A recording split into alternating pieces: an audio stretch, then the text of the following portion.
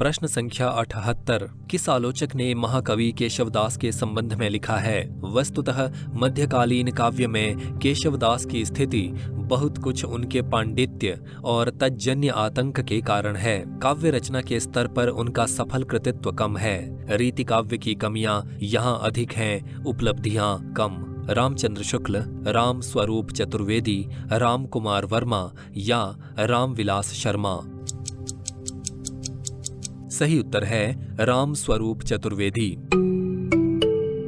राम स्वरूप चतुर्वेदी अपनी कृति हिंदी साहित्य और संवेदना का विकास में लिखते हैं। हिंदी रीति काव्य परंपरा का आरंभ कहाँ से होता है, इस संबंध में कई दृष्टिकोण उपस्थित किए गए हैं। कालक्रम की दृष्टि से कृपाराम, रचनाकाल 1541 ईस्वी का नाम पहले आता है। रचनाकार व्यक्तित्व की समृद्धि की दृष्टि से केशवदास का और आगे अखंड परंपरा चलने के विचार से चिंतामणि का, जिनका रचनाकाल 1643 ईस्वी के आसपास का है। कई काव्य शास्त्रीय पक्षों और प्रबंध तथा मुक्तक शैलियों का प्रतिनिधित्व करने के कारण भक्ति से रीति काव्य धारा में रूपांतरण का श्रेय अधिकतर केशवदास को दिया जाता है। वे कालक्रम से भक्ति काल में हैं, पर प्रवृत्ति की दृष्टि से रीति काल में। वस्तुतः मध्यकालीन काव्य में केशवदास की स्थिति बहुत कुछ उनके पांडित्य और तज्जन्य आतंक के कारण है। काव्य रचना के स्तर पर उनका सफल कृतित्व कम है।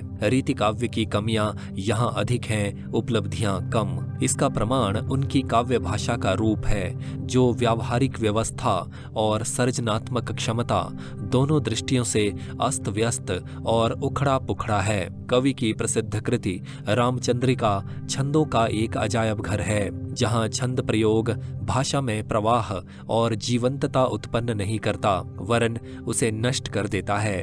बहुछंद की जो प्रतिज्ञा केशवदास ने की है, वो काव्य के लिए नहीं, कौतुक के लिए है। इन छंदों में काव्य भाषा ऐसे सांचों में कस गई लगती है, जिनसे कोई रूपाकार ग्रहण करके वो निकल नहीं पाती। मध्यकालीन काव्य भाषा के रूप में अब तक विकसित और निखरा हुआ ब्रज भाषा का रूप केशव की रचनाओं में तरह तरह से विकृत हुआ है। कवि ने रामचंद्रिका में छंद वैविध्य के लिए जितना यत्न किया है, भाषा की लय उतनी ही उपेक्षित हुई है, जबकि हम देख चुके हैं कि रीति काव्य के विकास में लय का भाषा के साथ विलक्षण संयोग और सहयोग रहा है। उदाहरण के लिए दूसरे प्रकाश का पहला छंद लें। दशरथ की महिमाशाली राजसभा का वर्णन है।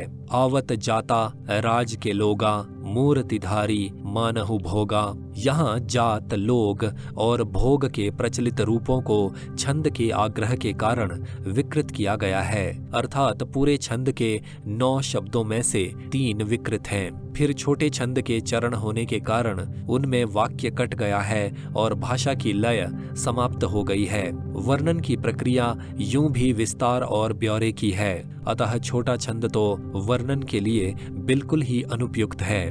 दशरथ की राजसभा का ऐश्वर्य इन छंदों में बंधी भाषा से व्यंजित नहीं होता। छंदों का शास्त्रीय ज्ञान केशवदास को चाहे जितना रहा हो, पर भाषा की लय पर उनका कोई अधिकार नहीं जान पड़ता। लय के संबंध में कवि की असावधानी उसके शब्दों के चुनाव से भी प्रकट होती है। रामचंद्रिका में तत्सम शब्दावली के साथ प्रचलित शब्दों के विकृत रूप एक विचित्र और असुखद संयोग उपस्थित करते हैं। सरयू नदी का वर्णन है। अति निपट कुटिल गति यद्यपि आप, तौ दत्त शुद्ध गति छुवत आप। कछु आपुन अध अध गति चलंती, फल पति तन कहाँ उरध फलंती। अति कुटिल गति दत्त शुद्ध जैसे तत्समों के साथ चलंती या फलंती जैसे विकृत रूप भाषा के स्वरूप को एक रस नहीं होने देते। संस्कृत, अपभ्रंश और हिंदी भाषा के ये तीनों स्तर जैसे एक साथ मिला दिए गए हों। देती है के लिए दत्त शब्द का प्रयोग तो किसी भी नियम से उचित नहीं ठहरता। केशवदास की बहुचर्चित दुर्बोधता भावों की दुरूहता के कारण नहीं, भाषा की अव्यवस्था के कारण है। शास्त्र को लेकर आचार्यत्व का दंभ उनमें है, अनुभव के प्रति कवि की विनम्रता नहीं।